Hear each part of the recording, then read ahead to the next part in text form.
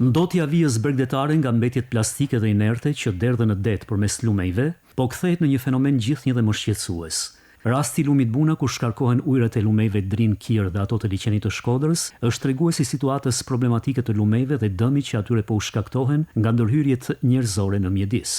Sot problematika e ndotjes, sidomos nga ndotjet, mbetjet urbane, ndotjet nga kimikatet që transferohen nga toka, janë problematika shumë të mëdha të cilat ndikojnë sot jetën dhe ekzistencën e tyre. Është shumë e rëndësishme që të ruhen qoftë brigjet e lumeve, të ruhet zona e plazhit, po ashtu edhe fenomeni ndotjes, domethënë se këto plazhe duhet të jenë sa më tepër të pastra dhe njeriu duhet të ketë një vetë sensibilizim. Bregdeti i Velipojës, veçanërisht gjatë muajve të dimrit, është një dëshmi e qartë e kësaj ndotje. Mbetjet urbane dhe plastike mblidhen në masë në vijën bregdetare përmes grykderdhjes së Bunës, duke krijuar një panoramë shqetësuese për mjedisin dhe turizmin.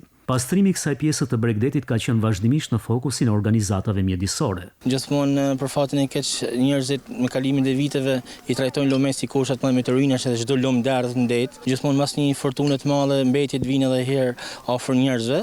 Ekspertët e mjedisit bëjnë thirrje për zgjidhje afatgjata përmes menaxhimit të qëndrueshëm të mbetjeve urbane, si dhe për trajtimin e ujërave të zeza. Sipas tyre vetëm në këtë mënyrë mund të rikuperohen ekosistemet dhe habitatet natyrore të lumeve.